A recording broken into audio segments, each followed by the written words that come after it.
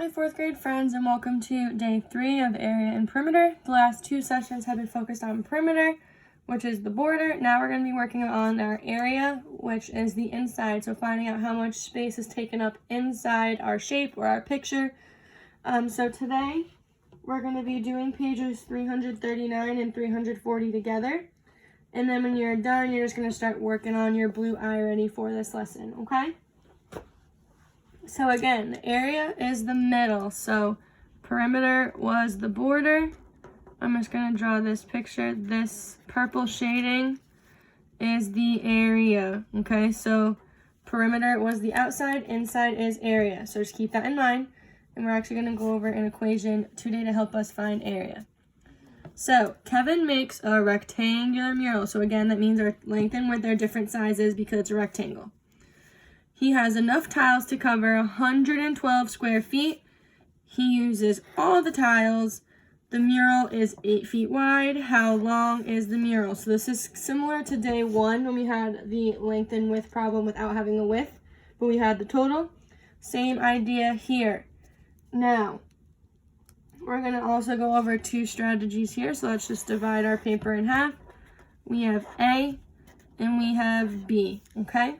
So A, we're going to be using our equation.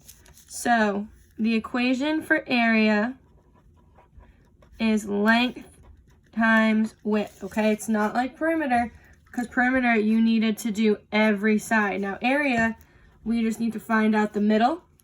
So it's just multiplying one length times one width, okay?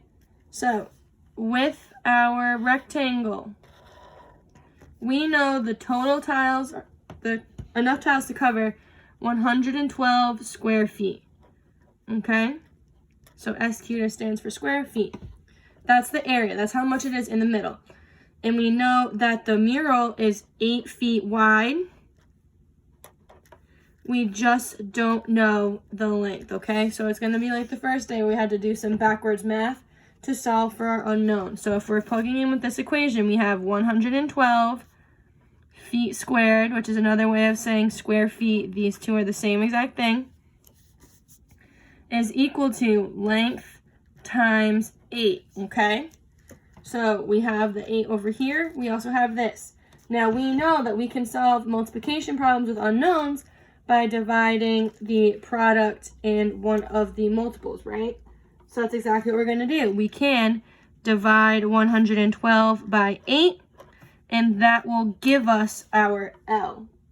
So if we divide 112 by 8, that means the length is 14, because 112 divided by 8 is equal to 14. So the mural is 14 feet long. Okay? That's one way. Now, the second way is the same exact idea, just there's no picture, okay? So, model B, we could have just known, okay, area is equal to length times width. We know that the area is 112. The length we don't know, and the width is 8, right? And then the same thing, 112 divided by 8 is equal to L. 112 divided by 8 is equal to 14. So L is equal to 14 feet, okay? So right now, since this is new, I suggest still drawing the picture. But as we get better, you can probably get away with just doing the math like this. But since we're just starting out and this is only day 3, I suggest you keep the picture just to make sure you're keeping your length and width in the correct place, okay? Now, if you need a pause to copy this down, feel free. If not, we're going to move on super quick to page 340. Again, just explaining how this works. So, this means that in this picture, it's like saying we have all of these tiles, right? And if we really paid attention, we would have 112 square feet in here, right? So it's just like trying to figure out an area model. It's trying to figure out, okay, well, we know this side is this. We know this is how much is inside, what's on the top. So it's just like an area model, hence the name area model. It's what we know inside. and we need to figure out the outside, okay? So again, since you multiply the length and width of a rectangle to find the area, think 8 times what is equal to 112. And then you can also use the formula of the area to help. So using area is equal to length times width, which is what we did. Area of the mural, length times width, the area is 112. It can cover 8 rows that each have 1 square foot. So the number of square units in each row is also the number of feet in the mural. So again, just explaining how using the equation matches our picture and how it works to help us solve for area, okay? So friends, it is now your job to try out your blue iReady.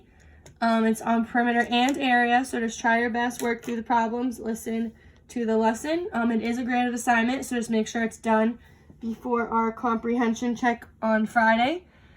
And if you have any questions, I'm in the Google Meet for help. See you guys soon.